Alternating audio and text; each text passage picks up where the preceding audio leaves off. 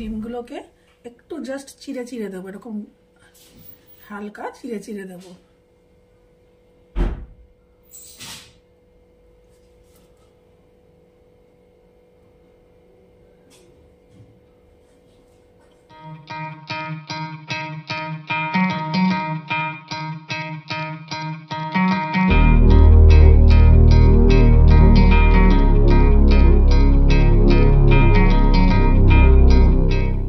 দিয়ে দিলাম সরষের তেল।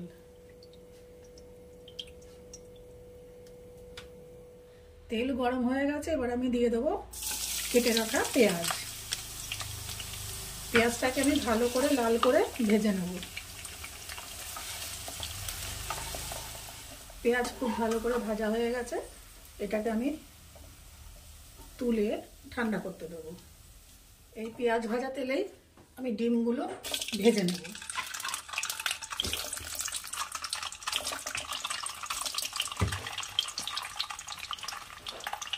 দিয়ে দিলাম সামান্য পরিমাণে লবণ আর সামান্য পরিমাণে হলুদ।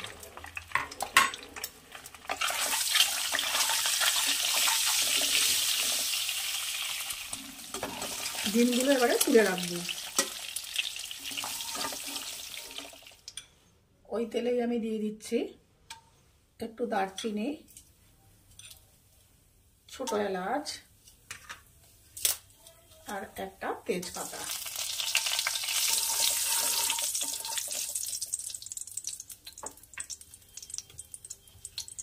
এবারে দিয়ে দেবো পেঁয়াজ বাটা।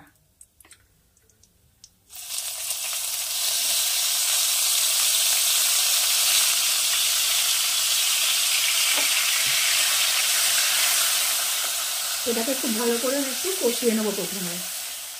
এবারে দিয়ে দেবো আদা রসুন বাটা।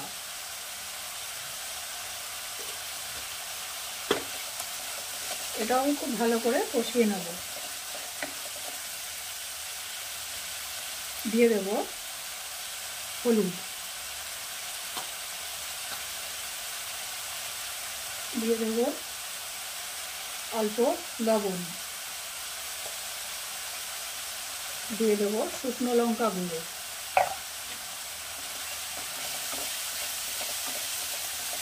এবার এটাকে ভালো করে আমি কষিয়ে নেব।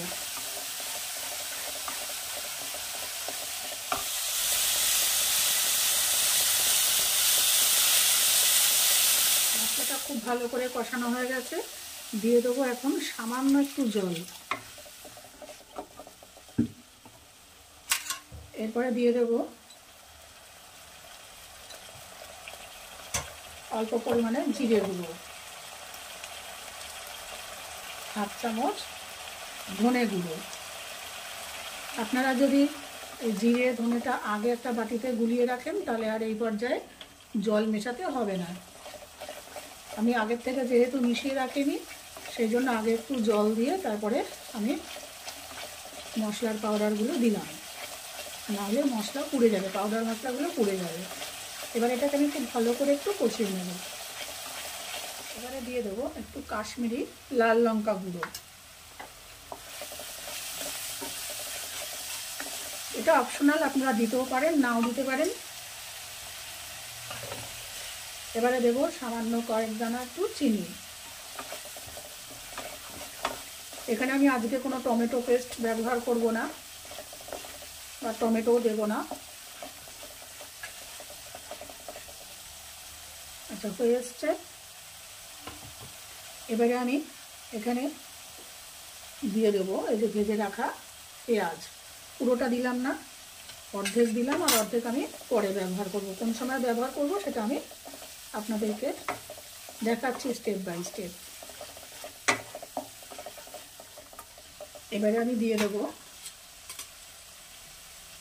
ভেজে রাখা ডিমগুলো।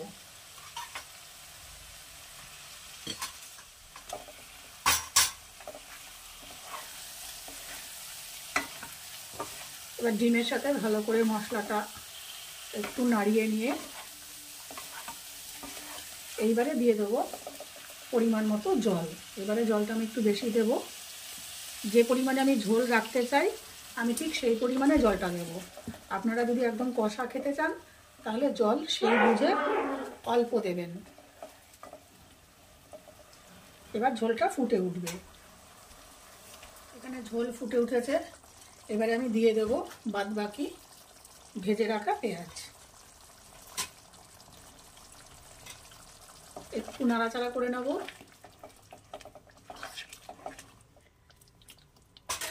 এবারে দিয়ে দেব একটু গরম মশলা।